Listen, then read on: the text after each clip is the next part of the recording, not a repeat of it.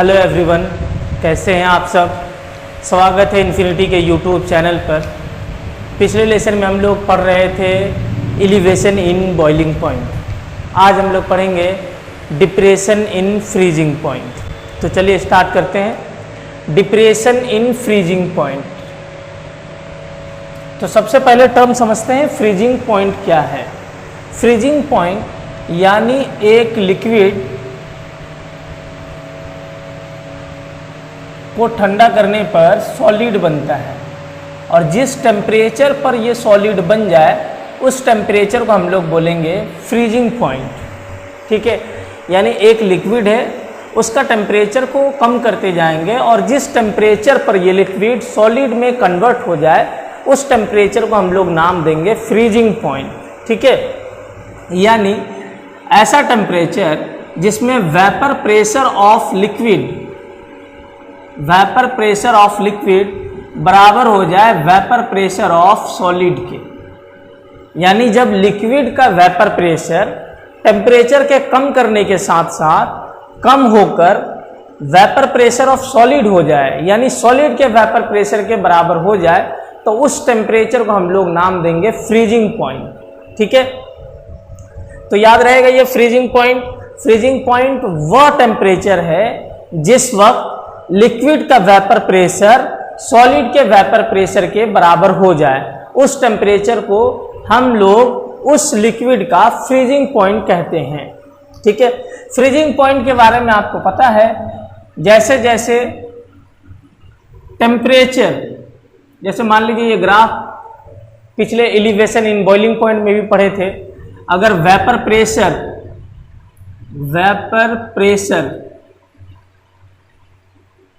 और टेम्परेचर का ग्राफ देखें, वेपर प्रेशर और टेम्परेचर का, तो जैसे जैसे टेम्परेचर इंक्रीज करेगा वेपर प्रेशर भी इंक्रीज करेगा। तो हम लोग एक ग्राफ बना लेते हैं, जैसे जैसे टेम्परेचर इंक्रीज किया वैसे वैसे वेपर प्रेशर भी इंक्रीज किया। तो ये वाला कर्व हो गया आपका, यानी जैसे टेम्परेचर इंक्रीज करेंगे वैसे ही वेपर प्रेशर इंक्रीज होगा। ये मान लेते हैं आपके पास प्योर सॉल्वेंट है, उस प्योर सॉल्वेंट के लिए आप काम कर रहे हैं। ये है pure solvent in liquid phase. ठीक है, जैसे जैसे आप इसका टेम्परेचर कम करेंगे, जैसे जैसे टेम्परेचर कम होगा वैसे वैसे वेपर प्रेशर भी क्या होगा, कम होगा। और कम होने के बाद एक ऐसा स्टेज आएगा जब इसका vapour pressure of liquid solid के वेपर प्रेशर के बराबर हो जाए। तो जिस वक्त ये वेपर प्रेशर सॉलिड के वेपर प्रेशर के बराबर हो जाएगा, जैसे मान लेते हैं ये सॉल्वेंट था जो लिक्विड फेज में था, और इनको जैसे जैसे टेम्परेचर डिक्रीज किए इसका वेपर प्रेशर डिक्रीज हुआ और एक ऐसा पॉइंट आया जहां पर ये अब सॉलिड बन गया। यानी इसको हम लिख लेते हैं pure solvent in solid phase. ठीक है, इस पॉइंट पर आने के बाद क्या हो गया, जो लिक्विड फेज का था वो अब सॉलिड फेज में आ गया। यानी लिक्विड फेज का वेपर प्रेशर और सॉलिड फेज का वेपर प्रेशर इस जगह पर बराबर हो गया। तो जिस टेम्परेचर पर ये वेपर प्रेशर बराबर हो जाए उस टेम्परेचर को हम लोग नाम देते हैं फ्रीजिंग पॉइंट। तो ये हो गया आपका फ्रीजिंग पॉइंट TF, और प्योर कंपोनेंट के लिए है इसीलिए लिख लेते हैं TF नोट। ठीक है, अब अगला समझते हैं। जैसे ही प्योर सॉल्वेंट में किसी सॉल्यूट को मिक्स करेंगे, तो बनेगा सॉल्यूशन। ठीक है, तो ये आपके पास था सॉल्वेंट, और इस सॉल्वेंट में आपने जैसे ही मिक्स किया सॉल्यूट को, बना सॉल्यूशन। तब मान लीजिए आपके पास जो सॉल्यूट है वो नॉन वोलेटाइल सॉल्यूट है। ठीक है, नॉन वोलेटाइल सॉल्यूट को जैसे ही मिक्स करेंगे तो जो सॉल्यूशन तैयार होगा उस सॉल्यूशन का वेपर प्रेशर डिक्रीज होगा।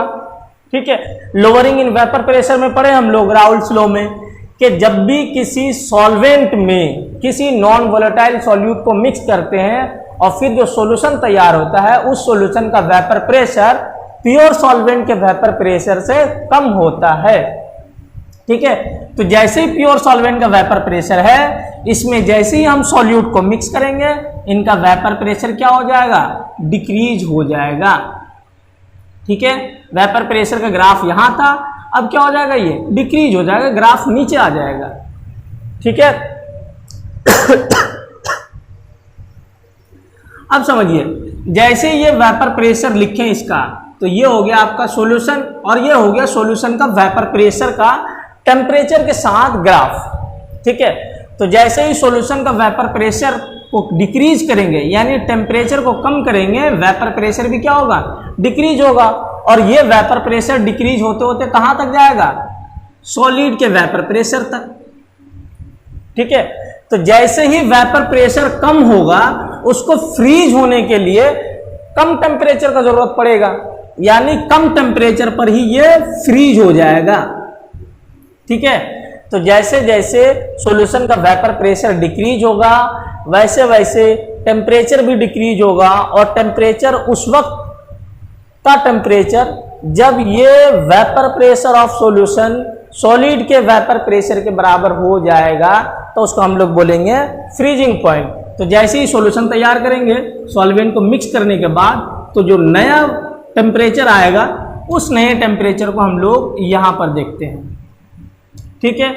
ये वाला कौन सा टेम्परेचर हो गया, सॉल्यूशन का फ्रीजिंग पॉइंट, क्योंकि सॉल्यूशन का वेपर प्रेशर जो लिक्विड था, उस लिक्विड का वेपर प्रेशर अगर सॉलिड के बराबर हो जाए, उसको हम लोग नाम देते हैं फ्रीजिंग पॉइंट। उसी तरह अगर सॉल्यूशन का वेपर प्रेशर डिक्रीज होते होते सॉलिड के वेपर प्रेशर के बराबर हो जाए, तो यहां भी हम नाम देंगे फ्रीजिंग पॉइंट। ठीक है। तो ये फ्रीजिंग पॉइंट हो गया एक और, जिसको हम लोग बोलेंगे TF। ठीक है।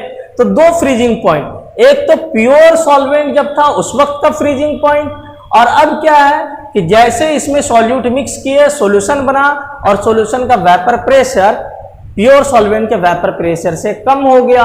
अब जब वेपर प्रेशर कम हो गया, तो कम टेम्परेचर पर ही ये फ्रीज कर जाएगा। ठीक है।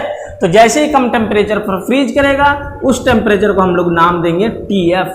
ठीक है। तो TF क्या हो गया, freezing point, freezing point of solution. ठीक है। और TF नोट क्या हो गया, freezing point of pure solvent, pure solvent. ठीक है। तो प्योर सॉल्वेंट का फ्रीजिंग पॉइंट ज्यादा था, अब जैसे उसमें सॉल्यूट मिक्स किए, सॉल्यूशन तैयार हुआ, और सॉल्यूशन का फ्रीजिंग पॉइंट हो गया कम। ठीक है।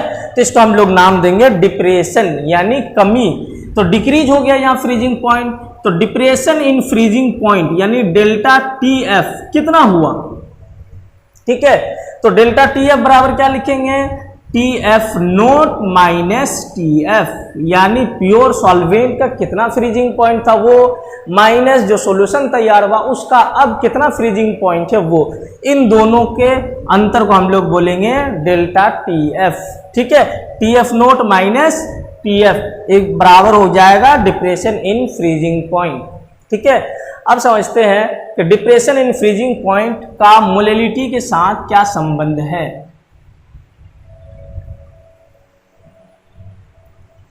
तो जैसे ही एक्सपेरिमेंटली देखा गया,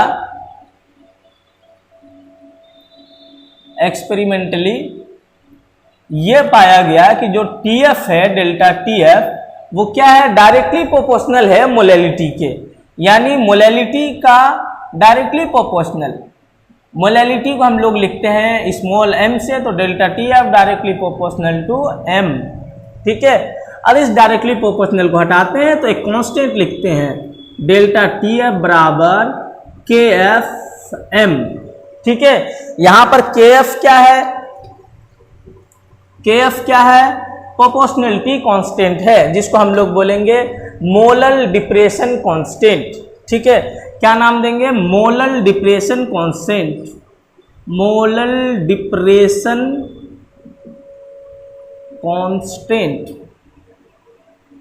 ठीक है। तो मोलल डिप्रेशन कांस्टेंट है। अगर हम मोलल डिप्रेशन कांस्टेंट का यूनिट निकालना चाहें, तो फिर देखिए कैसे लिखेंगे, यूनिट ऑफ KF क्या हो जाएगा, KF बराबर के एफ बराबर क्या लिख सकते हैं, के एफ बराबर delta T F divided by M यानी मोलैलिटी। डेल्टा टी एफ यानी टेम्परेचर, डेल्टा टी एफ यानी टेम्परेचर, टेम्परेचर का यूनिट हो गया केल्विन, और मोलैलिटी, मोलैलिटी बराबर क्या होता है यहां लिख लेते हैं, मोलैलिटी बराबर मोल divided by weight of solvent, mole of solute divided by weight of solvent. तो क्या हो गया, मोल डिवाइडेड बाय वेट यानी केजी। अगर यूनिट लिखा जाए तो मोलैलिटी का यूनिट हो जाएगा मोल केजी, तो केजी यानी केजी हो गया ऊपर, ठीक है, तो हो जाएगा केल्विन केजी पर मोल। तो ये हो गया यूनिट ऑफ के एफ। तो यूनिट ऑफ के एफ क्या हो गया, केल्विन केजी पर मोल, ठीक है। के एफ को क्या बोलेंगे, मोलल डिप्रेशन कांस्टेंट, ठीक है। ये सेम उसी तरह है जैसे एलिवेशन इन बॉइलिंग पॉइंट में के बी पढ़े थे, ठीक है। चलिए यहां पर से आगे देखते हैं कि अगर डेल्टा टी एफ बराबर के एफ इंटू एम है और मोलैलिटी का जो भी फॉर्मूला है उसको यहां पर पुट करते हैं तो क्या हो जाएगा, डेल्टा टी एफ बराबर K F into molality, molality यानी moles of solute divided by weight of solvent, ठीक है। आपके पास जो भी सॉल्यूशन तैयार हुआ है उस सॉल्यूशन में सॉल्वेंट है और आपके पास सॉल्यूट है, ये आपने सॉल्यूट डाला बी, तो बी सॉल्यूट डाला तो बी का क्या लिखना है, मोल लिखना है। मोल क्या लिखेंगे, एन बी, ठीक है, और डिवाइडेड बाय क्या करना है, सॉल्वेंट का वेट लिखना है डब्ल्यू ए, ठीक है। अब अगर फिर से लिखें डेल्टा टी एफ बराबर K F into N B, mole बराबर क्या हो सकता है, मोल बराबर हो जाएगा weight by molar weight, weight कितना हो जाएगा डब्ल्यू बी क्योंकि बी का मोल निकालना है, divided by molar weight M B, ठीक है। तो यहां लिख लेंगे W B divided by M B into W A किस में होना चाहिए था, केजी में। अगर मान लीजिए ये केजी में नहीं है तब क्या लिखेंगे 1000, तो आपके पास फॉर्मूला हो जाएगा डेल्टा टी एफ बराबर K F into W B into 1000 divided by M B into W A. इस फॉर्मूले के माध्यम से आप न्यूमेरिकल्स बना सकते हैं, ठीक है। किताब में 2 एग्जाम्पल दिया है, दोनों एग्जाम्पल को बनाइए। डेल्टा टी एफ क्या होता है, T F naught minus T F, ठीक है। के एफ क्या है, के एफ है molal depression constant. W B क्या है, डब्ल्यू बी है वेट ऑफ सॉल्यूट, यानी जो भी आपके पास बी सॉल्यूट है उसका weight, into 1000 divided by M B यानी मोलर वेट ऑफ सॉल्यूट, ठीक है। जो भी बी है उसका क्या मोलर वेट होगा वो यहां लिखेंगे, डब्ल्यू ए यानी सॉल्वेंट का वेट, ठीक है। तो इस फॉर्मूले से आप लोग सवाल बना सकते हैं। 2 एग्जाम्पल्स दिया हुआ है, दोनों एग्जाम्पल्स को ट्राई कीजिए और एक्सरसाइज और इंटेक्स में जो भी सवाल इससे रिलेटेड है, जुड़े हुए हैं, उनको बनाइए और फिर सेंड कीजिए।